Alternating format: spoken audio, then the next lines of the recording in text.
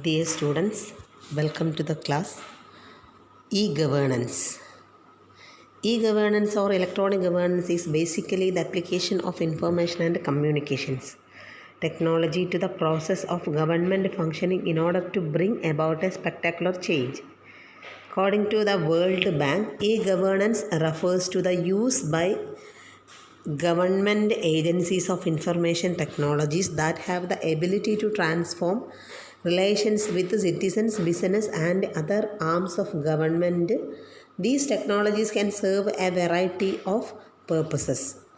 Better delivery of government services to citizens, improved interactions with business and industry, citizen empowerment through access to information, or more efficient government management.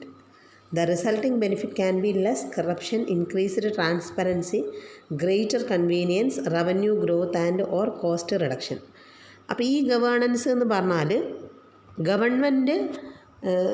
ഗവൺമെൻറ്റിൻ്റെ കാര്യങ്ങളൊക്കെ എന്തിലൂടെ ചെയ്യുക, information technology use ചെയ്തിട്ട് ചെയ്യുക. അപ്പോൾ നമ്മളെന്തെങ്കിലും കാര്യങ്ങൾ ചെയ്യാനൊക്കെ പോകുമ്പോൾ നമുക്ക് ട്രാൻസ്പെറൻ്റ് ആയിരിക്കും, എല്ലാം നമുക്ക് അറിയാൻ പറ്റും. നമ്മളൊരു ആപ്ലിക്കേഷൻ കൊടുക്കുമ്പോൾ ഇപ്പം അറിയാമല്ലോ, നമ്മൾ നേരിട്ട് എന്താ പറയുക, ലെറ്റർ വൈസല്ല, പോസ്റ്റ് വൈസല്ല നമ്മൾ ആപ്ലിക്കേഷൻ കൊടുക്കുന്നത്.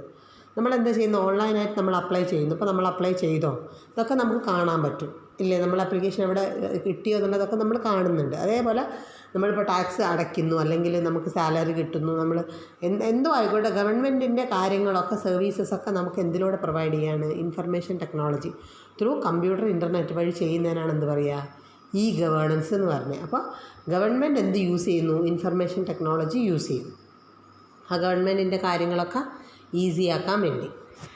E-governance is generally understood as the use of information and communications technology at all levels of the government in order to provide services to the citizen, interaction with the business enterprises, and communication and exchange of information between different agencies of the government in a speedy, convenient, efficient and transparent manner.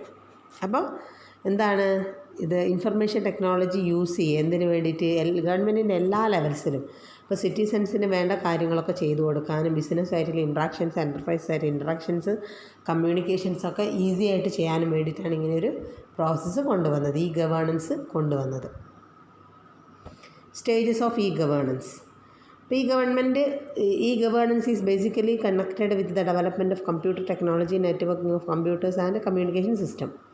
ഇപ്പോൾ 1990s ഇത് start ചെയ്തതെന്ന് ഇവിടെ പറയുന്നുണ്ട്. അപ്പോൾ എന്തൊക്കെയാണ് faces നോക്കാം. First, computerisation. Computerisation is the first step in implementing E governance. With the availability of personal computers were installed in large number of government offices. അപ്പോൾ ആദ്യം എന്താണ് ഫസ്റ്റ് സ്റ്റേജ് എന്ന് പറഞ്ഞാൽ എല്ലാ ഓഫീസസും കമ്പ്യൂട്ടറൈസ്ഡ് ആക്കുക. Second one, networking. In this phase, some units of a few government organizations got connected through networking, leading to sharing of information and flow of data between different government departments. അപ്പോൾ എന്താണ് networking എന്ന് പറഞ്ഞാൽ connect ചെയ്യുക. നമ്മൾ computerise ചെയ്താൽ മാത്രം പോലെ എന്ത് ചെയ്യുക, പരസ്പരം എന്ത് ചെയ്യുക, ഇൻ്റർ കണക്ട് ചെയ്യുക, നെറ്റ്വർക്കിംഗ് ചെയ്യുക. Websites. Presenting A well designed website is essential for effective e-governance. This has promoted in setting up of websites by government departments. Generally, these websites provide information about the organizational structure.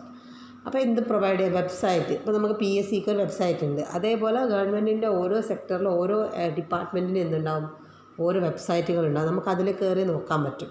അതാണ് website creation എന്ന് പറഞ്ഞാൽ. Then online interactivity. E-governance will be effective only through opening up of direct communication channels between government departments and the citizens and civil society organizations. The main aim of this phase is to minimize the scope of personal interfaces with the government department by providing facilities or downloading various government forms, instructions, status and rules. Online interactivity എന്ന് പറഞ്ഞാൽ communicate ചെയ്യുക, പരസ്പരം എന്ത് ചെയ്യുക, നമുക്ക് നമ്മുടെ പബ്ലിക്കുമായിട്ട് എന്ത് ചെയ്യുക, കമ്മ്യൂണിക്കേറ്റ് ചെയ്യുക. അപ്പോൾ നമുക്ക് കാര്യങ്ങൾ അറിയാൻ വേണ്ടി നമുക്ക് മെയിൽ അയച്ച് നോക്കാം, അപ്പോൾ അവരതിന് റിപ്ലൈ തരും. നമുക്ക് ഓരോ ഡിപ്പാർട്ട്മെൻറ്റ് വൈസായിട്ട് എന്ത് ചെയ്യുക, കമ്മ്യൂണിക്കേറ്റ് ചെയ്യാൻ വേണ്ടിയിട്ടാണ് എന്ത് ചെയ്യുക പറയുന്നത്, ഓൺലൈൻ ഇൻട്രാക്ടിവിറ്റി എന്ന് പറയുന്നത്. അപ്പോൾ ഇത്രയാണ് ഈ ഗവേണൻസ് എന്ന് പറഞ്ഞാൽ. അപ്പോൾ ഈ ഗവേണൻസ് എന്താണ്, അതിൻ്റെ ഫേസസ് എന്താണ്, ഇതെന്ത് ചെയ്ത് വെക്കുക, നോട്ട് ചെയ്ത് വെക്കുക. Thank you.